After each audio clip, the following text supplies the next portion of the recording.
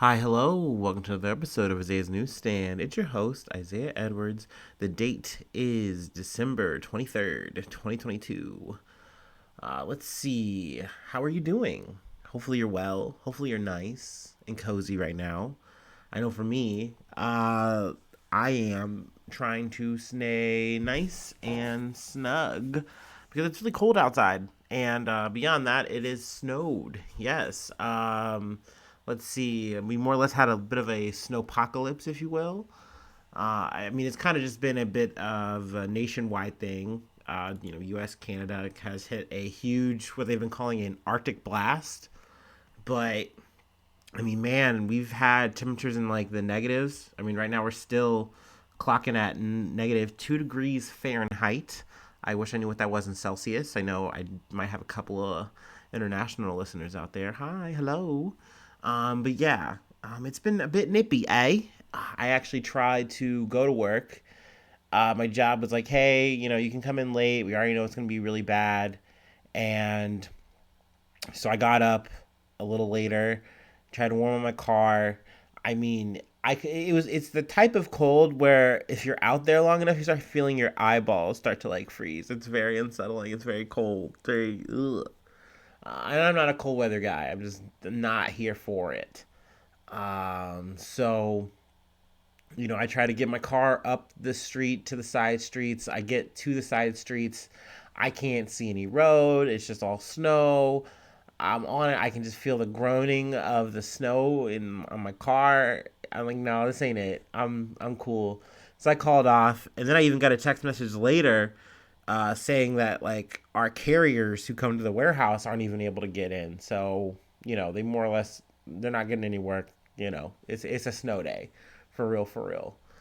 Um, so I think in some ways people were expecting it. I've been dreading it all week. Um, oh, excuse me. Work's been okay. We've been slow, but just like the idea of just coming in and working in my little dumpster with just my little lantern thing to keep me warm. Oh man, I knew it was gonna be a rough ride, but I was like, nope, can't even get there, so don't even worry about it. Let's see. Food corner though, not much to really report on. It's been a really ho hum week of just kind of keeping my head to the streets, my nose to the street. I forget what that phrase is, but I've been working. That's pretty much it. Despite being slow, I've still just had a lot of work that's been keeping me on the job for my full 10 hours a day. So that's nice. Yay, yay, yay. Well, I guess full 10 hours for me. I don't know. Some people be doing 12 hours, and that sounds really crazy. Um, no way, no how. So we can just get into the news. I feel like we do actually have a lot to get to anyway. Let's see. We'll start with Reuters. Russian kamikaze drones. That's kamikaze. They put that in quotes. Uh, Hit Kiev.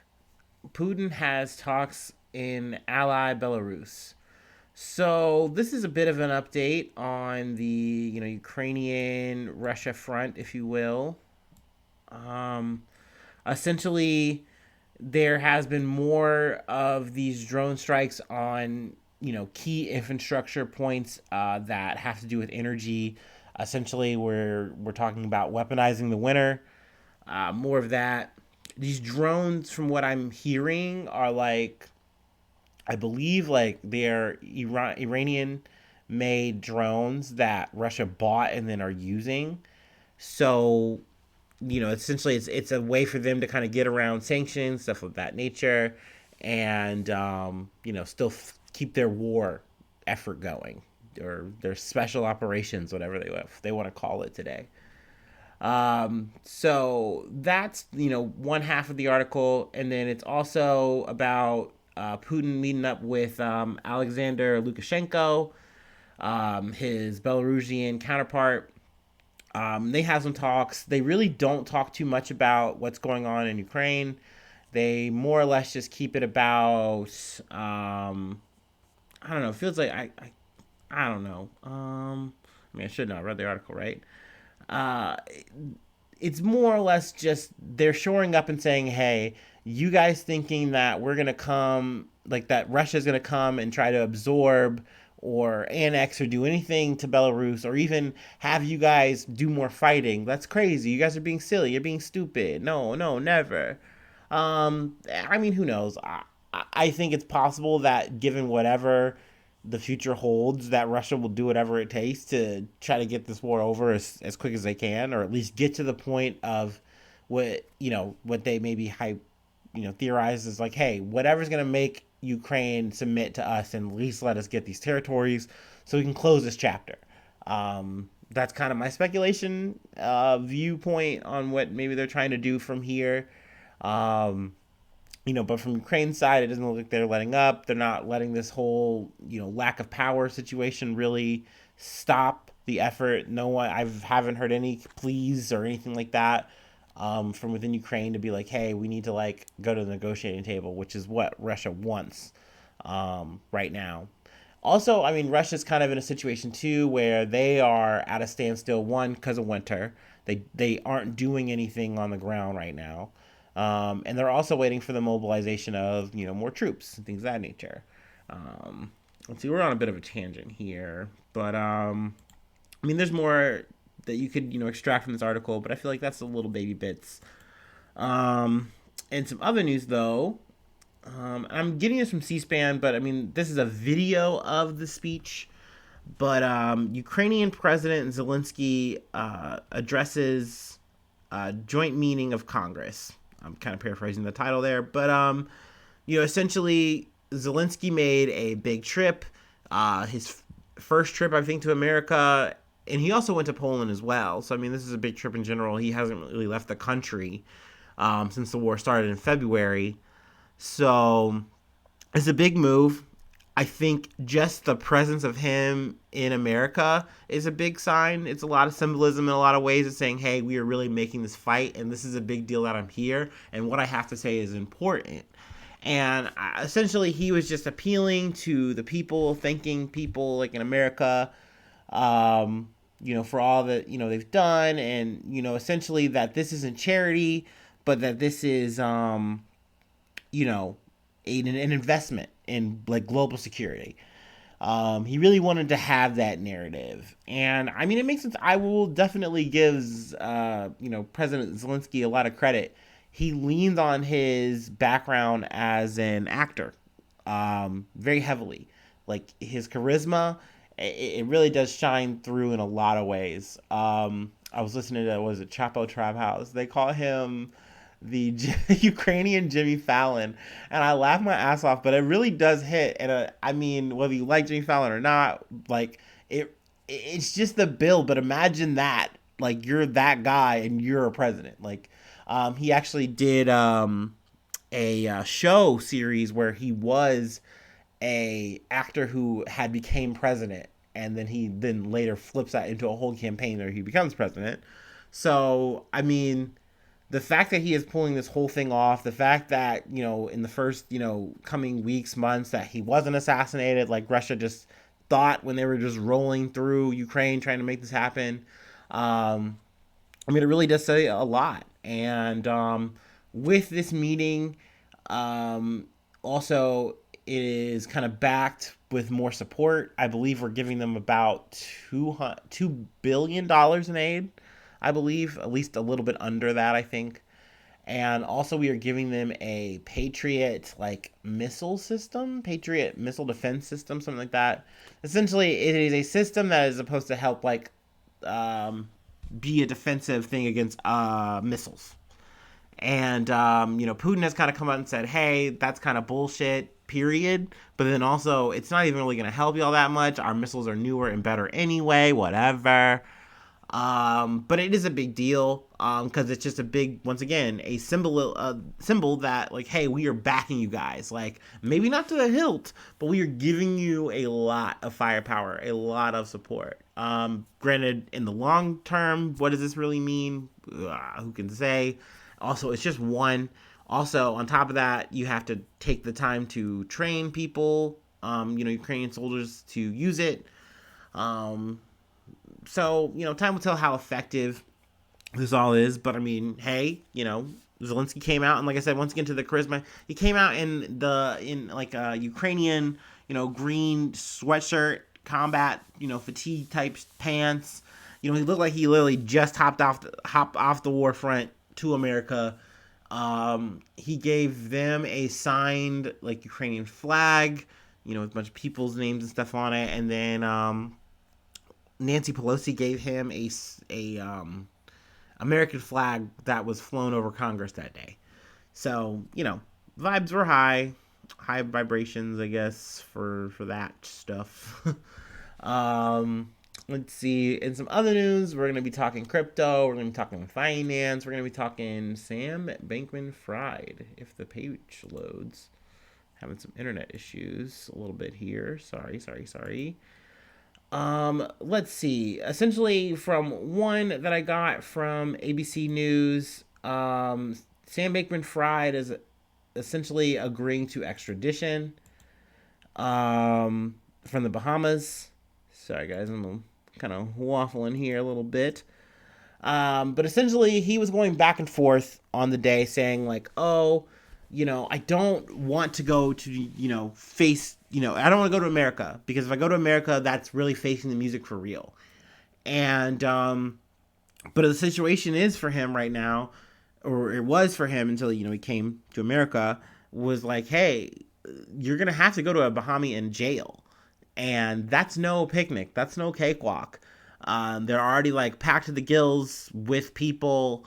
The conditions aren't the greatest. He was in like a medical ward or what have you, but even so, like at his initial sentencing, or one of his initial sentencings, he had to like ask to like take a minute to go put his patch on. Like he had a patch he uses for like his depression or something like that, and essentially he needed an opportunity to go take that, and because he couldn't even take it, at the jail. And it just seemed like, okay, there's no shot that you're going to actually stay here, bro. Like, you're going to actually fight it all the way. And essentially he said, you're right. I'm going to go to New York and face music. So I think he gets on a plane Tuesday, and that'll lead us to our second article. Man, this is the first time. It's a little inside baseball here for you guys. Literally, a whole last article is just not working. Oh well. There he goes. I'll read the title from the article I was referencing. Sam Bankman-Fried lands in the U.S. after being extradited from the Bahamas. From Bahamas. And that was ABC News. In the other article, Sam Bankman-Fried's ex-girlfriend, FTX co-founder, plead guilty to criminal charges.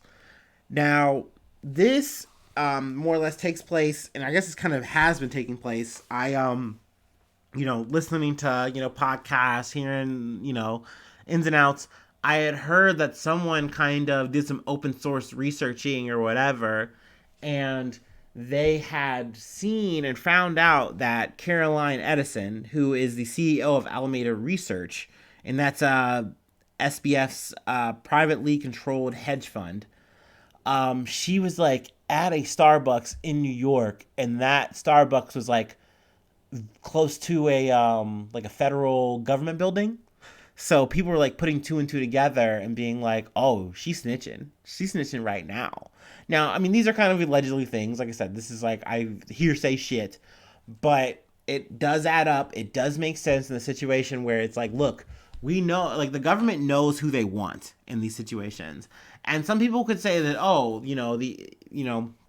the powers that be moved very quickly. Some people, in my opinion, would kind of say they didn't move that fast. Like, this man was able to talk his ass off. And some people were like, well, that's what they wanted. They wanted to see if he was going to say something more incriminating. And some of that has even been said to have been used or will be used in his prosecution. So, but long story short, whatever your opinion is on the matter, he is, going through the process now. In these kind of processes, the people who are below the person they really want are very ripe for something like this, where it's like, hey, you're on the hook for all this shit. We're coming to you right here, right now, because we're giving the opportunity to make this a little bit easier on yourself. So, like I said, Caroline Ellison, who is the CEO of Alameda Research Group, and then there's also Gary Wang, who is the co-founder of FTX. They pleaded guilty earlier this week.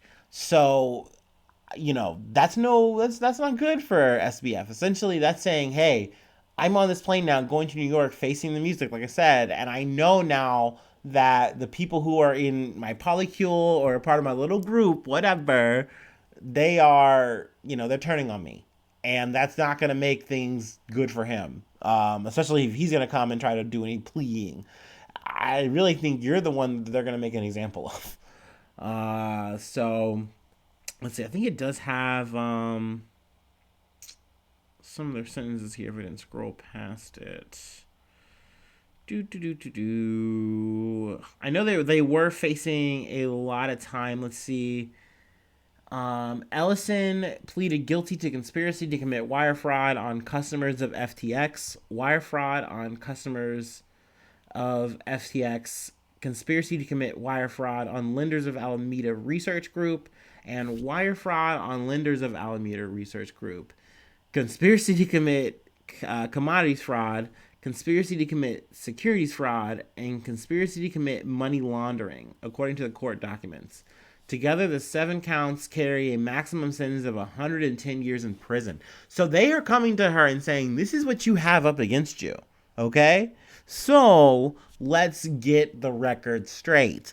And essentially what that means is, hey, tell us what happened. Tell us what SBF did. Because that's how it's going to play out according to her. They're all going to make it say, hey, this is what happened.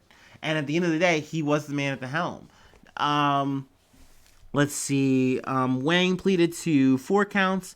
Conspiracy to commit wire fraud on customers of FTX. Wire fraud on customers of XTX. Blah, blah, blah, yada, yada, yada. He faces up to 50 years in prison. But essentially, this just makes the most sense that they are going to use their testimonies to say, hey, we're going to give you a lighter sentence. You won't have to face all of this time that you're up against. You'll have to face a chunk of it. And you're going to go up against, and testify against SBF.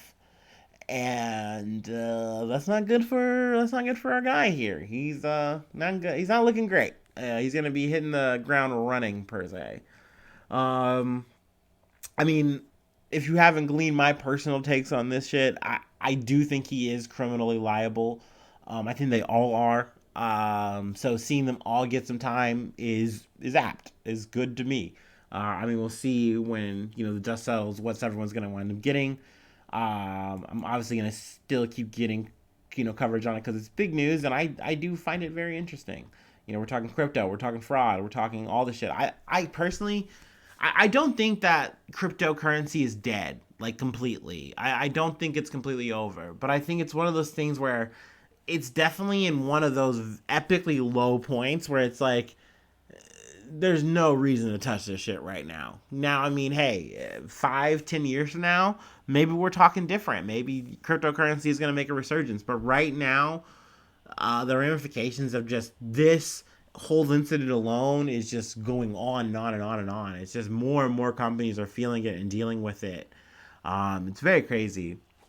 But the last part I wanted to talk about here on the whole FTX, SBF, man, all these acronyms are fucking me up. It's not just the alcohol, guys, I promise.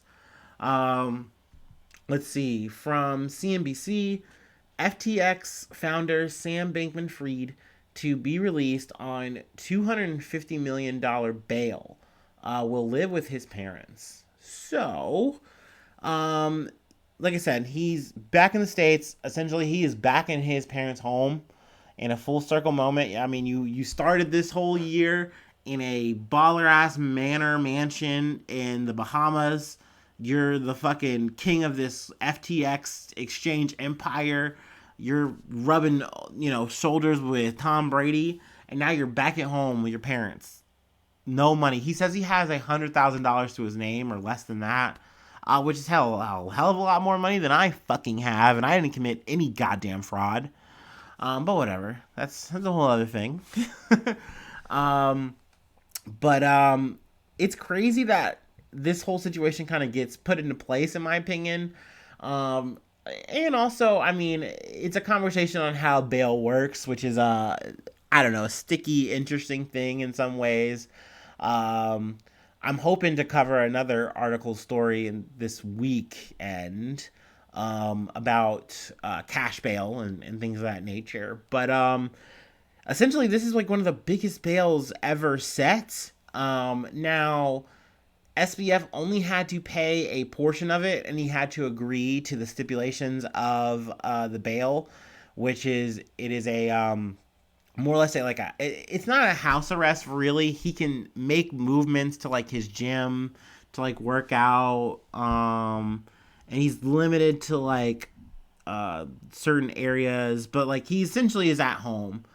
Also, the bond was secured by equity in his family home and by signatures of his parents and two other individuals with considerable assets. So essentially, a lot of people are on the hook if he just tried to run. Let's see, what else did I want to cover here? Oh yeah, also another thing I love this. I knew about this, but it says this in the article. His parents, both Stanford law professors, were present in the courtroom, and to me, it's kind of funny because FTX will go on and on about how like he just didn't see this coming, how he just didn't understand how this could happen.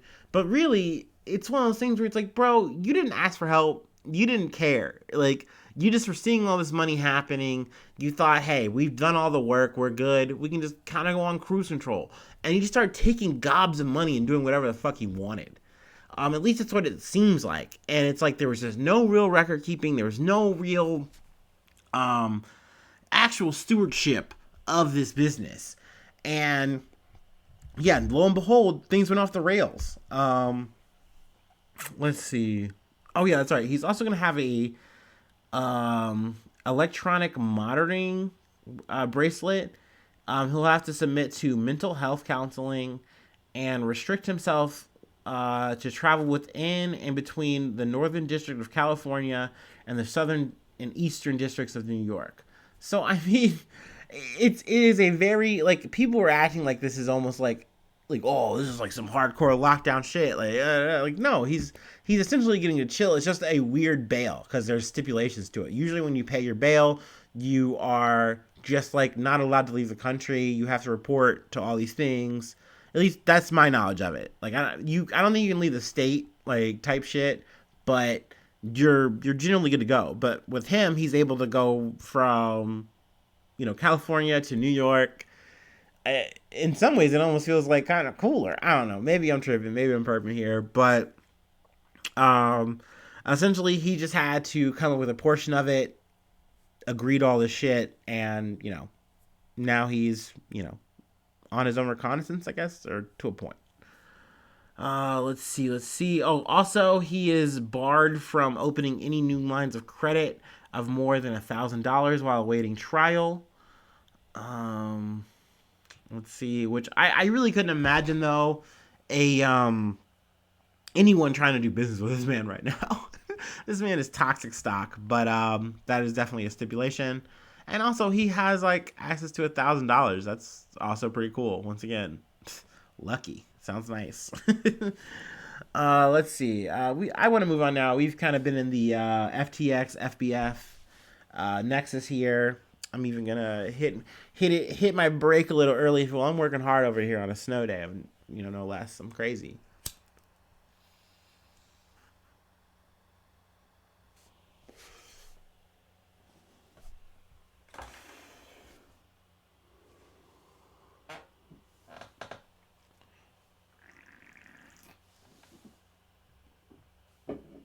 Okay. All right. This next one I got from the Associated Press. Also, I would like to say trigger warning for this one and probably not probably, definitely the other article I'm going to cover. It is a rape, sexual assault.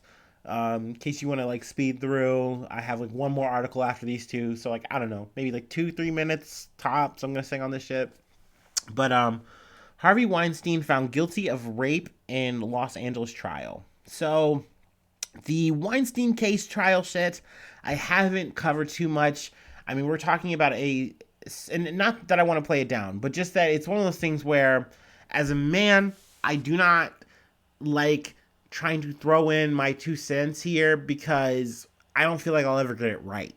At the end of the day, I do feel like you want to believe women. You want to side with them, hear the story out, and then when we're going through these legal shit, let that shit play out the way it's fucking supposed to be. I always like to hope that people hear the situation and they go, okay, this person's a rapist. Let's fucking get this guy in jail and keep him there. But in the situation with Harvey Weinstein, he's already 2 years into a 23-year sentence for rape and sexual assault. It is under appeal. But let's see. He is essentially up for 24 more years in California from this verdict. Now, this one, even though there was a guilty verdict at this amount of time, there's definitely some wins and losses. Let's see.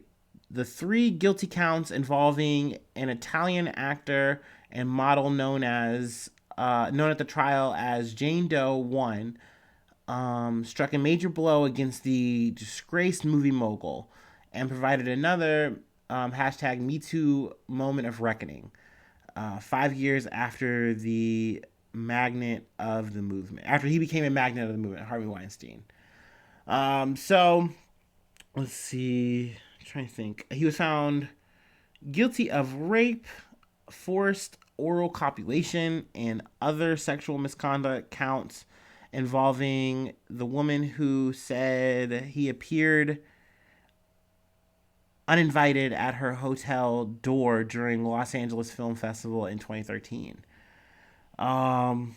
There are other allegations that came up.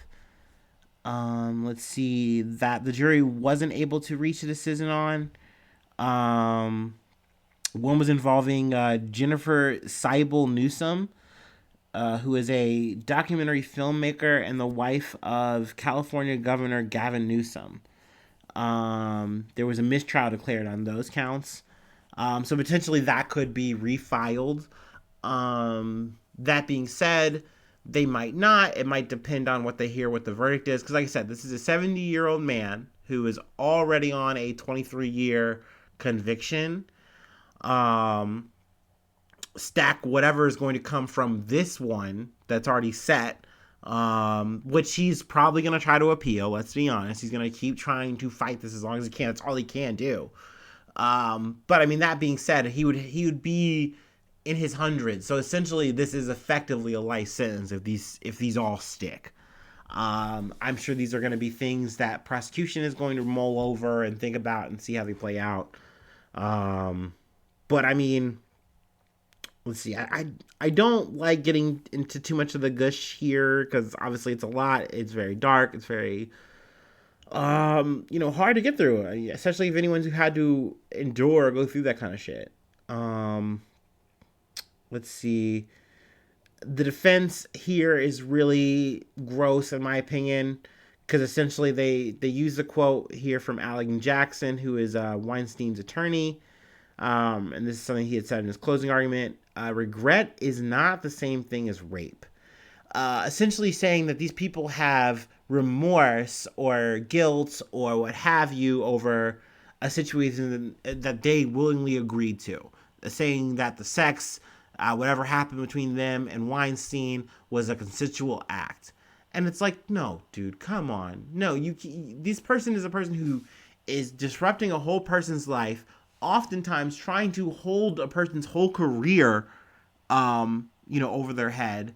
And essentially saying, if you don't have sex with me, if you don't let me do what I want, which in some situations, not to get too crass here, but it's like situations where he's like, trying to grope them and pin them in a bathroom while he like masturbates in front of them. It's gross, disgusting, disturbing fucking shit. And he's trying to say, well, they let it happen. They said, yes, it is what it is. It's like, no, dude, it's not what it is. It's fucking rape. So, I say justice served. But it is sad that not all the cases were able to, reach a full verdict. Not seeing a guilty verdict, that hurts. I'm sure for the people who, their voices, more or less weren't fully heard. Justice wasn't served for them. But I think seeing this man locked up is the key. I think that's very important. So that's a good thing. But while I was researching for the episode, looking through this article, there was talk about Danny Masterson, who I've talked about a little bit. I haven't gone too deep into the trial. Once again, it's hard to cover this fucking shit. I kind of chose saying, hey, at that time, Danny was kind of newer. That's someone I actually gave a shit. That I watched that '70s show. Shit, I just saw pictures of that '90s show. Like that shit's about to drop. I'm like, fuck, man. Like, and that reminded me here in this article, um, that his trial was going, at the same time.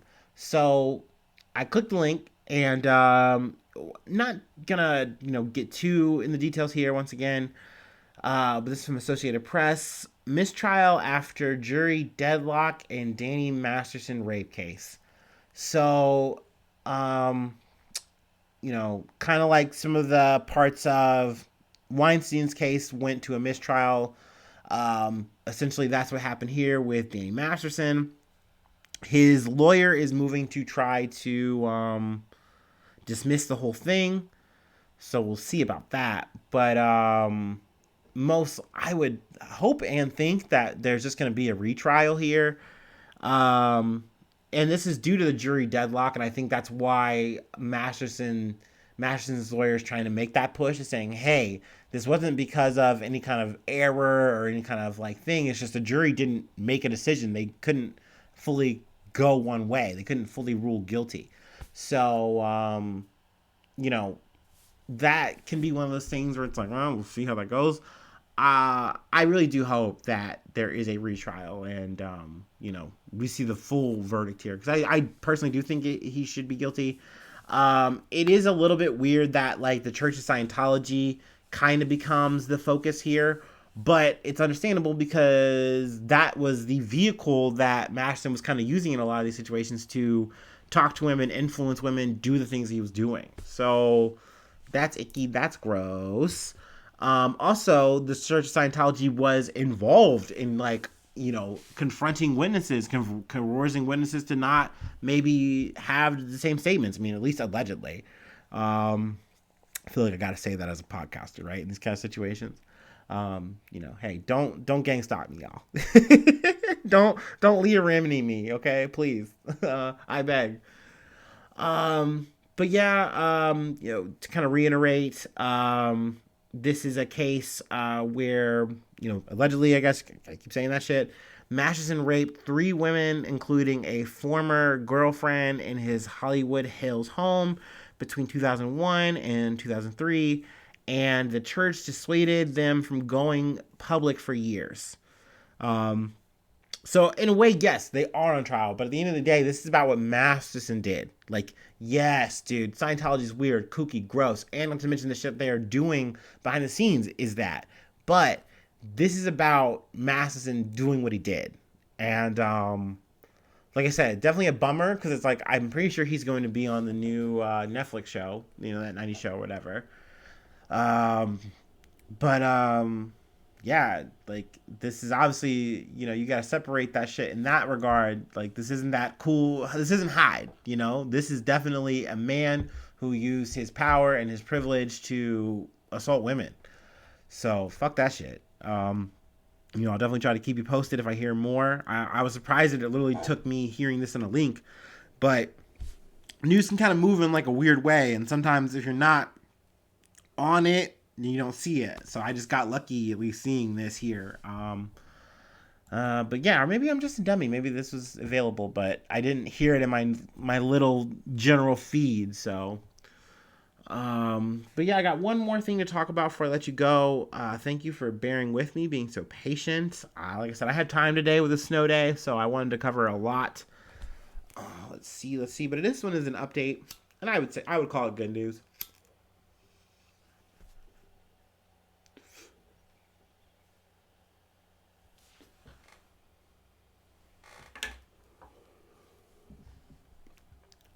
From the Associated Press, Arizona to remove shipping container wall. Arizona to remove shipping container wall from Mexico border. All right. Oh, I forgot to have my little sippy sippy. Oh. Nelly. Okay. Okay. So there was a story I left you guys on. Essentially, I'm trying to think of this guy's name. Doug Ducey.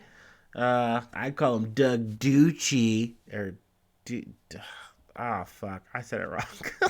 Womp womp. One take Jake over here. That's staying in. Douchey. Doug Douchey was a joke. I'd call him Doug Douchey. Oh, God. Okay. Anyway, essentially, this guy had a crackerjack idea. And he's like, I'm going to stop migration. I'm going to stop these illegals from coming over. And I'm just going to I'm going to make a wall. I'm going to build a wall just like Trump was going to do. But I'm going to do it with shipping containers. Yeah, that didn't go gangbusters with anyone. No one liked that. Everyone hated that. So essentially, the Biden administration and the Republican governor entered into an agreement that Arizona will cease installing the containers in the Coronado National Forest, the only national forest along the border, according to court documents filed Wednesday. Now, I mean, they're kind of, maybe I'm misinterpreting a little bit of how they're saying, but they're like, yeah, they didn't want to like fill the gaps here, like, so like we couldn't really fulfill what we wanted to do, so yeah, we're gonna take it down. Maybe I could just try to read a quote. Maybe saying this out loud will help me. Let's see. For more than a year, the federal government has been touting their effort to resume construction of a permanent border barrier.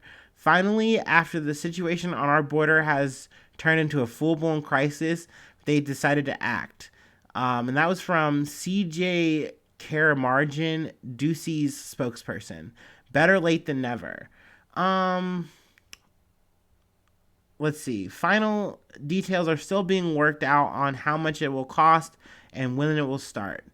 He told the Associated Press.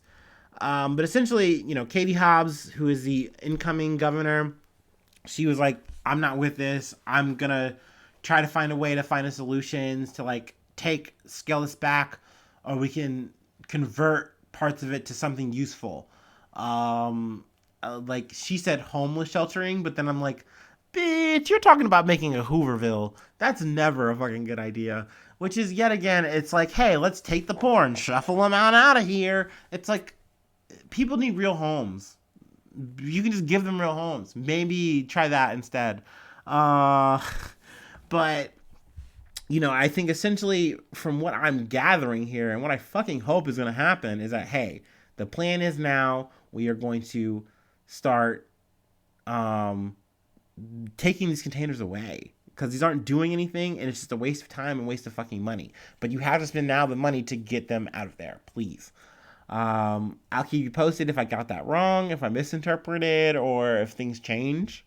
But yeah, that's more or less it. That's all I got. Thank you so much. I know this is a bit of a girthier episode. I went a little longer. Thank you for hanging out and listening if you made it this far. You're a real one. You're a true one. If you'd like to, take your support and love to another level, you can become a newsie at patreon.com. So that's Isaiah News. $5. It gets you monthly access to more episodes that I put up. I have to paywall at least some of them, a little bit helps. Also, I like the Patreon space because it allows me to get even looser, if you will, and or cover topics that I feel like I don't want to berate the main feed with, so it's kind of a little bit of a play space, if you will. Also, it gets you Discord access and a shout out on the podcast. If you have anything you want to plug here, you can plug into me. Other than that, I have a Gmail, gmail.com/Isaiah News 1, or gmail.com at Isaiah News 1. I don't know. I'm saucing, guys. Sorry. Gmail.com, though. Isaiah News 1. You figure that out. And then also the social medias, the Facebooks, the Twitters. I'm on there. I'm surfing the internet right alongside of you guys. So feel free to hit me up. And hopefully I see you soon for some more good news. I love ya. Bye bye. Mwah.